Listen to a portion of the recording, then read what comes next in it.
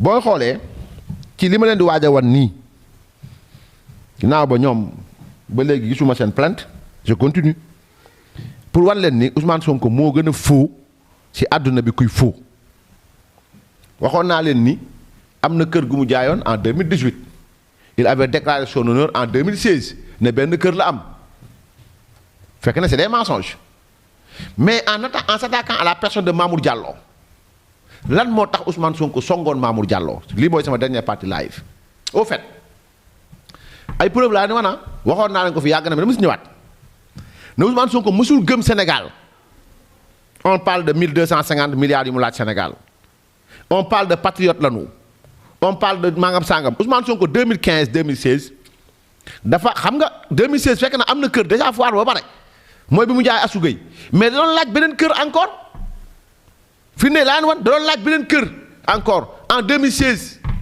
tagal ma ko nit ñi gis ko sottiwul mu song Mamour Diallo tagal ma ko mi ngi nii ah bii la mooy yi ma la envoyé premier bi bi ñu signé Ousmane Sonko voilà à monsieur le chef de bureau des domaines de Ngor Almadies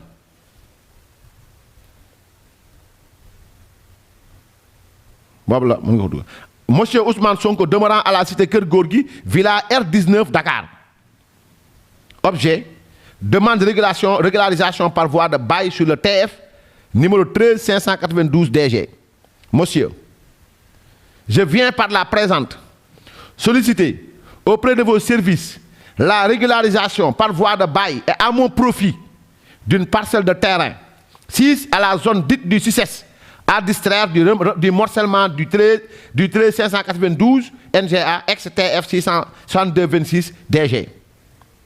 Ce terrain est la propriété exclusive de l'État du Sénégal et est libre de toute occupation légale ou irrégulière. Sachant compter sur votre diligence, je vous prie, monsieur, de croire en l'expression de mes sentiments distingués. L'intéressé, Ousmane Sonko, 78 840 42 29. bu dul numéro am nañ ma wax. Donc, extrait de plan dressé par un géomètre privé.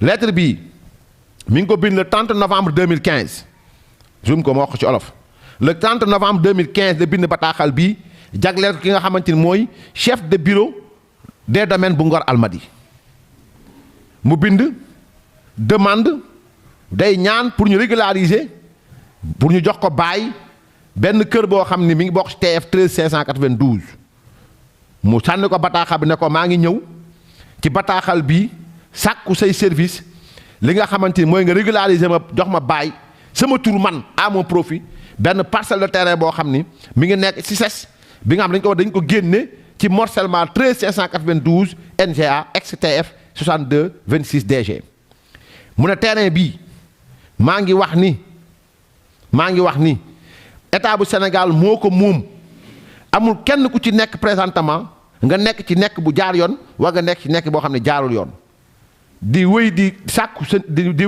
ci yéen ngeen jàpp ci dossier bi donc monsieur le président donc monsieur le directeur général maa ngi lay féddali samay sentiments yi nga xamante ni sentiments yu wóor la li Ousmane Sonko mi ngi ko bind le 30 novembre 2015 adressé ko le directeur des domaines ba mu amee xam nga le chef du bureau des domaines maintenant de Ngor Almadies et Grand Dakar day bind directeur régional de Dakar kooku jébbal bataaxal bi moo nekk nii donc objet demande de régulation par voie de bail parcelle de terrain 6 à Dakar lotissement et 6 du CICES du service de 384 mètres carrés la doon laaj à distraire du TF numéro 772 NGA monsieur Ousmane Sonko par lettre reçue sous le numéro 5793 du 30/11/2015 monsieur Ousmane Sonko a sollicité la régularisation par voie de bail de la parcelle de terrain domaniale désignée en objet. Saisi, le chef de bureau du cadastre de Ngor Almadies et Parcelles Assainies A, suivant courrier numéro 031D/D/CAD/BC/NGA du 13/1/2016, établit que la parcelle en cause d'une contenance superficielle de 384 mètres carrés est à distraire du TF numéro 772 NGA ex-30 673 DG. D'ailleurs, la visite des lieux effectuée par le chef du bureau donc a permis de constater que le terrain est nu, En conséquence, dans la mesure où la parcelle sollicitée se situe dans un lotissement régulier, rien ne semble s'opposer à ce que la demande de M. Ousmane Sonko soit favorablement accueillie et qu'un bail lui soit consenti aux conditions ordinaires et de droit, moyennant notamment le paiement d'un loyer annuel égal à 90 000 fois 384 fois 1 tiers fois 2% égale 230 000 francs l'année. Donc, je vous prie, si vous partagez ma manière de voir, de bien vouloir soumettre cette affaire à l'examen de la commission de contrôle des opérations domaniales COD, le chef du bureau, Maïssa Ndiaye, fait à Dakar. Le chef du bureau, Maïssa Ndiaye, fait à Dakar le 23 novembre 2016, sur le numéro 400-622. Donc, ça c'est le 23 janvier 2022. Moi stop. Dem. Nous continuons. Le chef de bureau à monsieur le receveur des domaines de Ngor Almadi Dakar. Demande de régularisation de monsieur Ousmane Sonko. Référence VL numéro 0053 sur DGID, sur DRD, sur CSFNGA, sur BDNGA du 3 décembre 2015. Suite à votre lettre visée en référence, je vous transmets en qualité exemplaire, en 4 exemplaires, le plan figurant en légère rouge la parcelle sollicitée du sieur Ousmane Sonko. La parcelle en cause d'une superficie de 384 m² dépend du TF 772 NGA, ex 3660 DG. La visite des lieux nous a permis de constater que le terrain est nu. Le chef de bureau, François Ndiaye.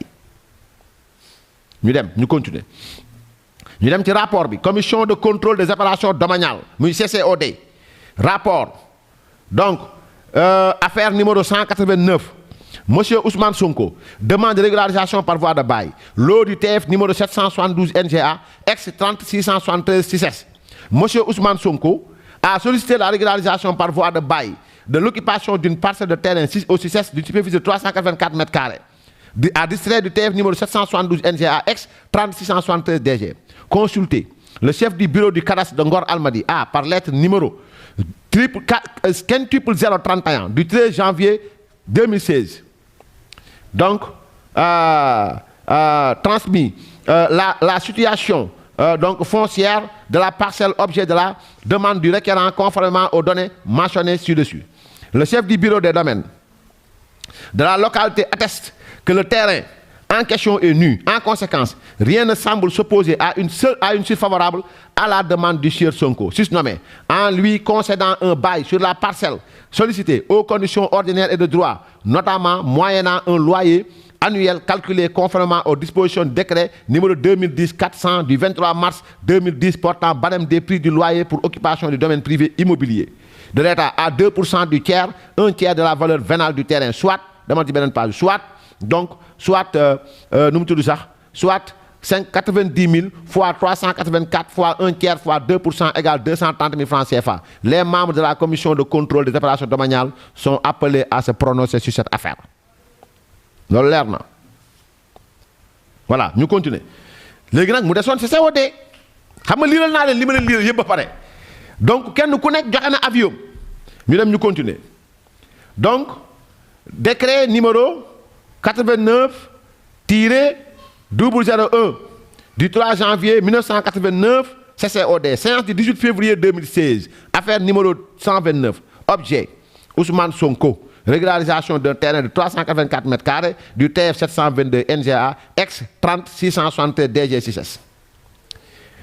La commission de contrôle des opérations domaniales s'est réunie à la direction des domaines, bloc fiscal le 18 février 2016 à 9h.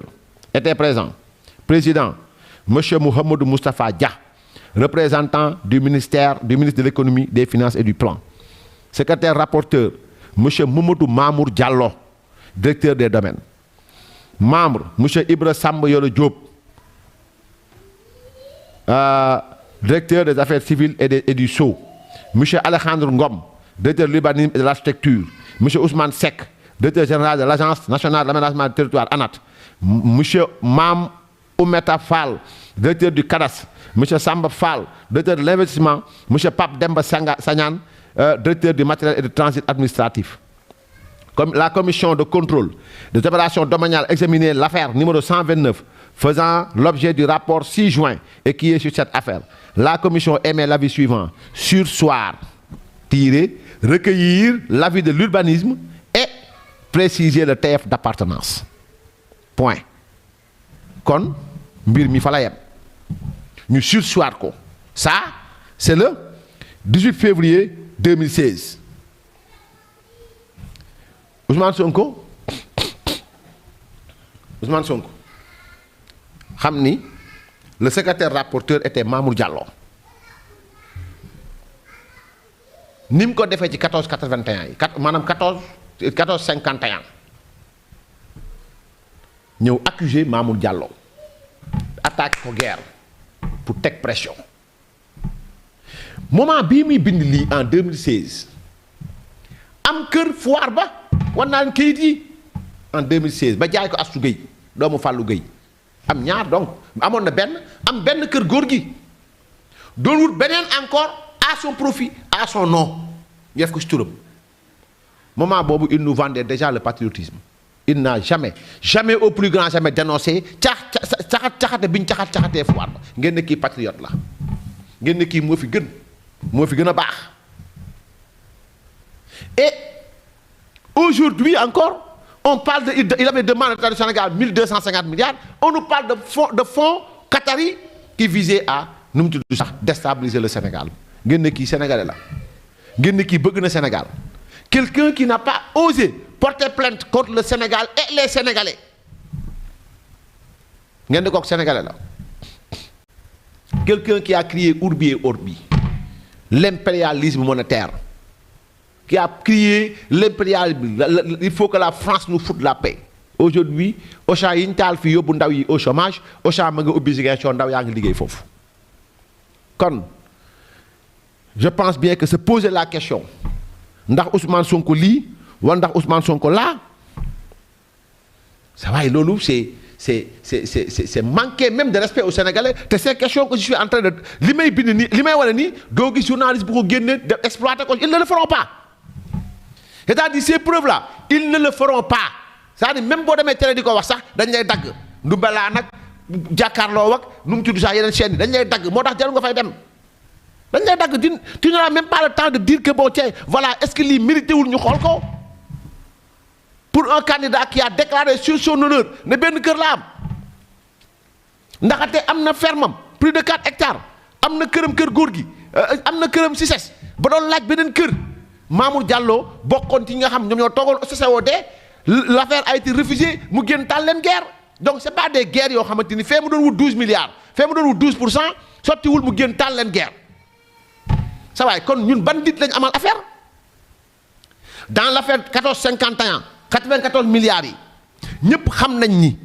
il avait voulu avoir 12% ci xaalis bi sottiwul mu attaqué guerre Mamour Diallo ñëpp xam nañ ni il avait voulu avoir un bail fële ci Cissesse bi sottiwul mu génn attaqué et c'est comme ça qu'il fait bu wutee sottiwut mu génn jëfe ko politique ngeen ne kii patriote la kii gëm na réew mi et les gens